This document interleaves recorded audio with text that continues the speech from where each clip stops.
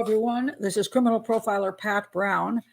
And this is the third video I've done on the Proudfoots and their interviews that they're doing concerning their missing son and stepson, Sebastian Rogers. Now, I saw red flags in the first video, an interview that I saw. I saw more red flags in the second interview. And the question is, why am I seeing these red flags? And apparently a lot of other people are seeing these kinds of things too. There's a lot of channels that have come out who have professionals who are doing analysis, like Peter Hyatt has done 2 analyses of the interviews, including this one that was just done, a 3-hour interview, mind you. And it says right here, live at the request of Chris Proudfoot. He wanted this interview. It's a small channel, about 6,000 subscribers. He's not picking, Nancy Grace or some big channel. He's picking the smaller one and doing a 3-hour interview with his wife. So there are professionals like myself and Peter Hyatt who have analyzed what is being said and finding concerning things. There are other channels who are going crazy with, well, he complains they're just putting out lies and they're not facts, and he doesn't want to go on those channels. And I can't disagree with him on that. And because there is a problem when your child goes missing, you should be careful what media outlets you go in front of and what YouTube channels you put yourself in front of as well. What your purpose should be, and your only purpose should be, is to get the information out about your child so that the community can recognize him if he's out there, or if they know something about where he might be, who might have him. That's the only reason you need to do these interviews. The interviewing of you two, the parents, the stepfather, the mom, and then the biological father, Seth Rogers, the only interviews you need to do about yourselves is with the police. They're the ones that need to be asking you a ton of questions about where you were, what your alibi is, what your general habits are, what happens in your home, to know all the things about you so that they can determine whether the story of Sebastian walking out of his home of his own volition is true. And if it is true, why he would do that.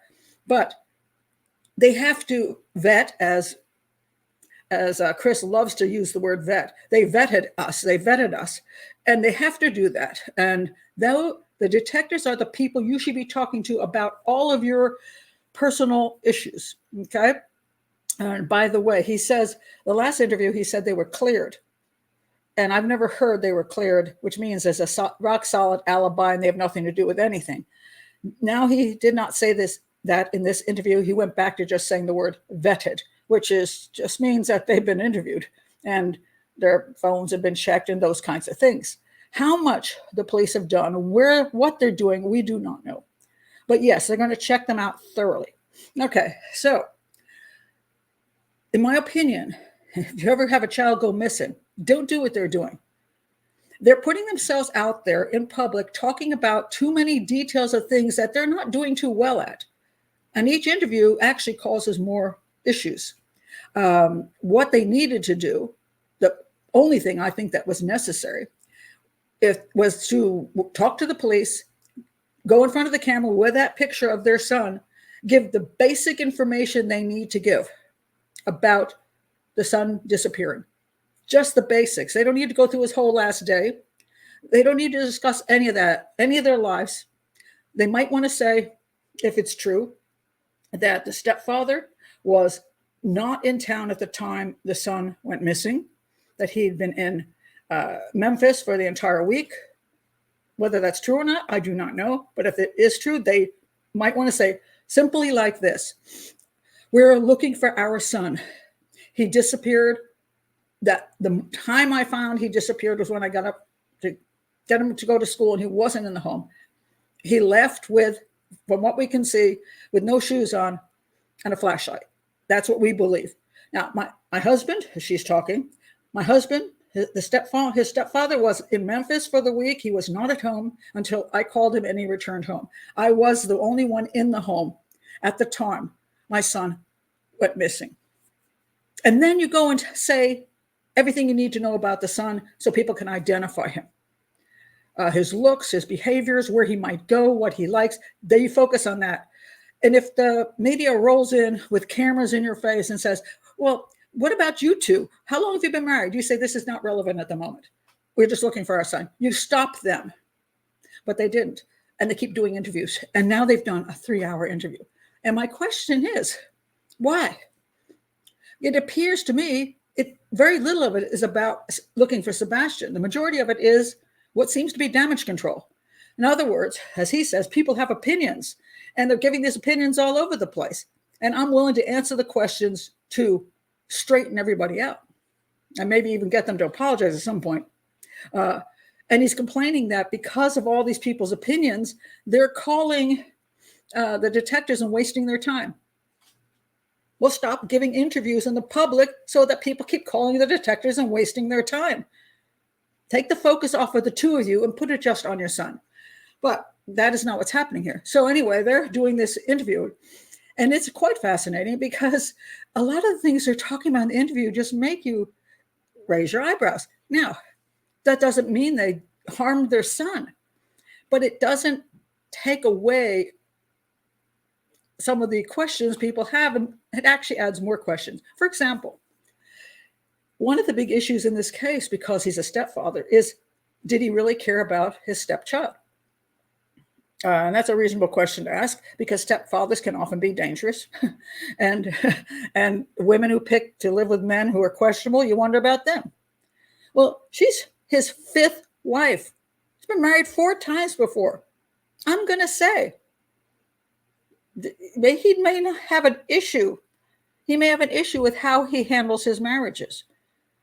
And he does joke that she's going to say, well, I'm the final wife. And she may be. They've been together supposedly since, this is what Chris says, that they've been together since Sebastian was about 7 or 8 years old. So they've been together like 7 years. I don't know if they've lived together for 7 years. I'm not sure of that. It's not clear. But she's the 5th wife. And he is an autistic child, which never is easy to deal with. So you wonder, how are things really going on in the house? And I cannot understand. Let me put it this way. This is a child that needs parents in the house. His father only gets every other weekend. And there's a bit of a distance. Some people say it's an hour away. I don't know. And he's with them the rest of the time. Or shall I say, he's solidly with the mother the majority of the time, except for maybe 2 weekends out of the month. When he comes home from Memphis, he drives away 3.5 hours to work as a crane operator in Memphis. And he has got this like camper thing, 5th wheel thing that he stays in. Wait a minute. You're supposed to be a stepfather to this kid, but you're never home. You live in Memphis. That's where you live. You come a couple times a month to see your wife and stepson. What kind of marriage is that anyway? And why? Why can you not get a crane operator job where you live in Nashville area? Why not? Nashville's not a small place. I'm sure there's lots of building projects. You tell me you can't get one crane operator job in the area? It's not a rare job. But you have to go 3.5 hours away to Memphis to get that job and leave your family alone the majority of the month? And it gets even more interesting. He says he hasn't seen his stepson since the 1st of February. Now, by the time he'd gone missing, he'd already missed that second weekend. He didn't come to that second weekend, apparently. Why not? And on the weekend that Sebastian did go missing, he still hadn't shown up. So that's 3 weekends. Why isn't he coming home and spending time with his stepson and his wife? Was he planning to come home maybe the next weekend? So it was actually a month in between the times he comes and sees his family. This is really hard to understand. And then let's look at this. She supposedly had his father, Seth Rogers, supposedly has his son every other weekend. That means she has her son 2 weekends a month. I want to know, are those the 2 weekends he comes home? Or are those the 2 weekends he does not come home? So how much of a stepfather is he to a child he never sees? There's a question I have for you, Sebastian. I find that, and he goes on as if he's this great father to the child. And I'm saying no person's a great father who never comes home to stay with a kid. How much input does he have? Or does he show up once in a while and get annoyed with him? Because CPS showed up because he had whacked him. And he tries to play that down. And I'm thinking it sounds like the old, I only had one drink officer. If you're not spending quality time with him, you're not being a good stepfather to him. And my guess is from the fact he is autistic, has issues. Now they're starting to bring up all these issues he has. Before, they barely said anything about his problems. But now he supposedly, has problems with urination in the night, sometimes during the day, has to wear some version of pull-up diaper type things. He's got more issues than they're saying originally. They now talk about how he gets very angry. And so I'm looking at all these things. I'm like, maybe there's something going on in that house which is not terribly healthy. And he's supposedly was going to move over with his dad. Maybe that's why. I don't think we're hearing a lot of truth here. And the point that they're coming to the show for is not to help people find Sebastian. It's to do damage control on the way people view them. And why is that necessary? Really, why? What do you give a crap about what people in the internet world think? It doesn't really matter. I'm a professional. Do you even care what I think? You shouldn't. If you have had done nothing wrong here, just tell people, look, we don't have time for your gossip. We don't have time for your analysis of us. We don't have time. We're looking for Sebastian. All we're going to talk about is how to find Sebastian. Anything about ourselves, we'll talk about with the detectives, and we do. That's it. Stay off the damn internet.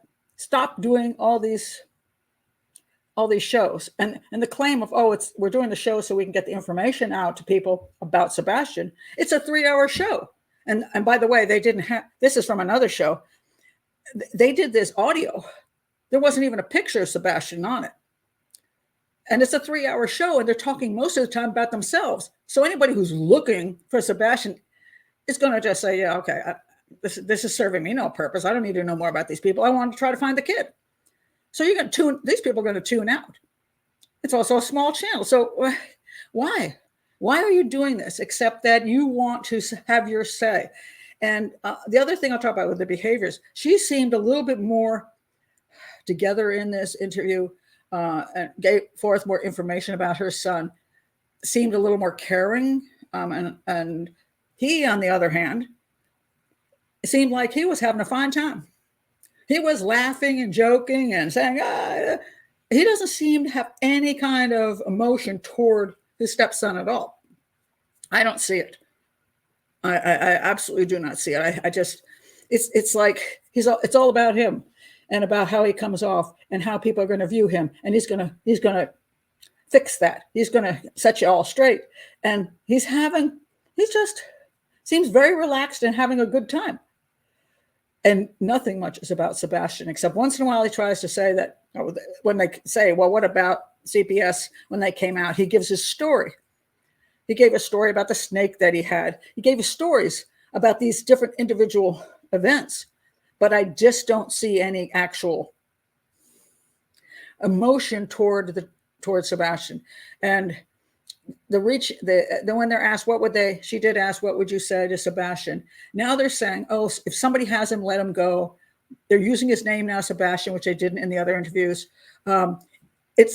What's really interesting to me is that a lot of the questions I've had and other people have are being answered in this interview. So my question is that what this interview is purely about? You've been watching what people say about you, and now you're going to do the better thing. You're going to come off better the next time. Is that about finding Sebastian, or is it about yourselves? And yeah, people are correct that when they say you never know how you're going to feel in those situations. They're correct when they say, hey, you've never been in our shoes, you just don't know. That's true. I don't know how I'd behave, whether I'd cry or I wouldn't cry, or I'd laugh inappropriately. I don't know. But it seems to me they've been watching the internet. He has been watching the internet and figuring out what he needs to do next. And that has nothing to do with finding their son, in my opinion. He also said one of the things I had asked, and I had mentioned in my last video, my analysis, I said, it's odd to me if they both get along well with the biological father, Seth Rogers, and they want to find this child. I think the best thing would have been all three of them just standing in a row with the pictures and giving a very strong statement. We're here together. We have to find Sebastian. This is mom, this is dad, this is his stepfather. All we want to do is find Sebastian. We're confident that none of us have anything to do. I know people look at parents. We don't have any issues. The step parents. I don't have any problem with the step parent, his stepfather, or my ex, and she doesn't have, and she says I don't have any problem with the father. We're all here together because we believe either Sebastian walked away and has gotten lost, or somebody's grabbed him. Something happened, but we're here together to find him, and we're taking a stand together. He claims that they were going to do that in the beginning, but then somehow it all fell apart and they all did their own thing. Or is it because the biological father has suspicions and doesn't want to be involved with them? Okay, so I don't know what's going on there. Now, I'll say one last thing before I sign off on this. Supposedly, again, he has not been home to the house, supposedly, according to him, because I have no proof elsewhere, in an entire month. That he was in Memphis the entire week. That before this happened, he was in Memphis the day before Sebastian went missing. So she was alone with Sebastian the whole weekend. He was not in the vicinity. And when Sebastian went missing, she was the only one in the house. He was not anywhere around or even within 3.5 hours drive. It was only after she called him that he returned. And if that is true, that would take him out of the having anything to do with what happened to Sebastian. If he wasn't anywhere near, then he has nothing to do with anything. So I got knocked somewhere. Hold on. Anyway, somebody's knocking at my door. So anyway, that is just the last thing I'll say is that would, if the police have proof he never returned at any point until that after she called him that morning, then he is not involved in what happened to Sebastian. Then one could look toward the mother, or the child actually did walk out of the house. But they're not making their lives anybody better by appearing and doing 3-hour interviews, basically doing damage control on their behaviors, as opposed to looking for Sebastian. That's my thoughts on that. If you're new to the channel, please do like and subscribe. Check my playlist for all the other things that I have. And we'll see what happens. I absolutely do hope that nothing ever happened to him at that home and that he walked away. But it's been 3 weeks, so wherever he walked away to doesn't look too good either. And why he would leave the house just in bare feet and run off just seems extraordinarily odd as well.